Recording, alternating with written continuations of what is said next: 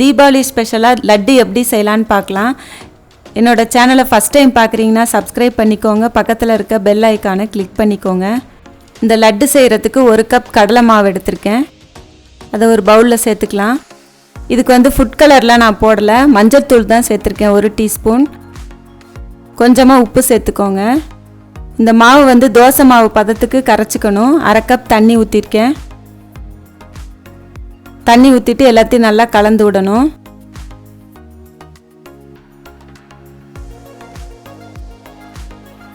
தண்ணி ரொம்ப ஊற்றக்கூடாது, பார்த்துட்டு கொஞ்சம் கொஞ்சமாக தான் ஊற்றணும். இந்த மாதிரி கரைச்சிக்கோங்க மாவை. இந்த மாதிரி ஊற்றும் போது முத்து முத்தாக விழுகிற மாதிரி இருக்கணும். இதுதான் பதம். அடுப்பில் கடாயை வச்சுட்டு எண்ணெய் காய வச்சுருங்க. இந்த மாதிரி ஜல்லி கரண்டி இருக்கும், பூந்தி கரண்டின்னு. அப்படி இல்லைன்னா வீட்டில் இருக்க இந்த மாதிரி ஜல்லி கரண்டி கூட எடுத்து யூஸ் பண்ணிக்கலாம். எண்ணெய் காஞ்சிருச்சான்னு கொஞ்சமாக மாவு போட்டு பொரியுதான்னு பார்த்துக்கலாம். அடுப்பை சிம்மில் வச்சுட்டு தான் நம்ம மாவை ஒரு கப்பில் எடுத்து இப்படி ஊற்றணும். லைட்டாக ப்ரெஸ் பண்ணி விடணும். முத்து முத்தாக அப்படியே கீழே விழுகும். ரொம்ப ஊற்றக்கூடாது.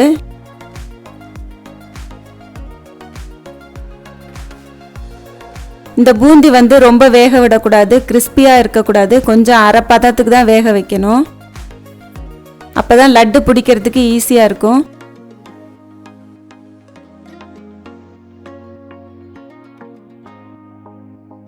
நம்ம பொரிச்ச பூந்தி எல்லாத்தையும் ஆறின பிறகு மிக்ஸி ஜாரில் சேர்த்துக்கலாம்.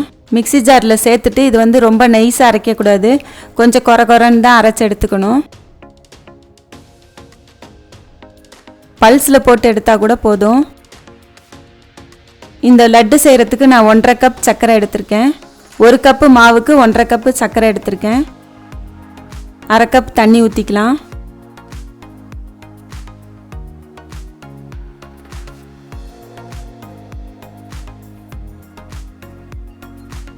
இது சர்க்கரை நல்லா கரையட்டும்.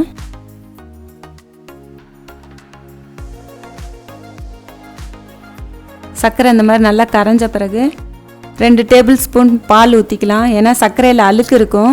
பால் ஊற்றினோம்னா அந்த சர்க்கரையில் இருக்கிற அழுக்கெல்லாம் ஒதுங்கி வந்துடும் தனியாக. தனியாக எடுத்துடலாம். கரண்டியை வச்சு அப்படியே எடுத்துடலாம். எடுத்த பிறகு இந்த மாதிரி க்ளீனாக இருக்கும்.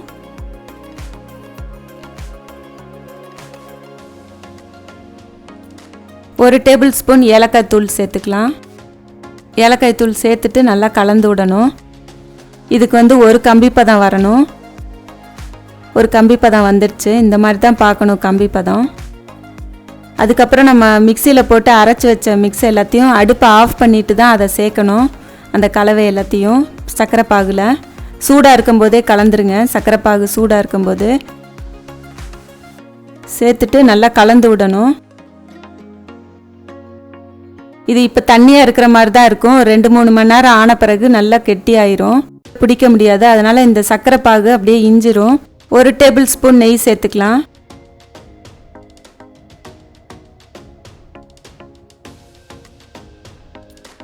கலந்து விட்டுருங்க எல்லாத்தையும். அடுப்பில் கடாயை வச்சுட்டு 1 டேபிள் ஸ்பூன் நெய் ஊற்றிக்கலாம். ஒரு 10-20 முந்திரி பருப்பு பொடியாக கட் பண்ணி வச்சுருக்கிறத அதோடு சேர்த்துடலாம். 1 டேபிள் ஸ்பூன் கிட்ட திராட்சை எடுத்திருக்கேன், அதையும் சேர்த்துடலாம். சேர்த்துட்டு நல்லா கலந்து விடணும். கருகிடக்கூடாது. இந்த ஸ்டேஜில் அடுப்பை ஆஃப் பண்ணிடலாம். 2-3 மணி நேரம் ஆன பிறகு இந்த மாதிரி கெட்டி ஆயிரும். அதுக்கப்புறம் நம்ம வறுத்து வச்ச முந்திரி திராட்சையெல்லாம் அதோட சேர்த்துட்டு எல்லாத்தையும் நல்லா கலந்து விடணும். கலந்து விட்டுட்டு அதுக்கப்புறம் நம்ம உருண்டை பிடிக்கலாம். இந்த மாதிரி பிடிச்சிக்கோங்க.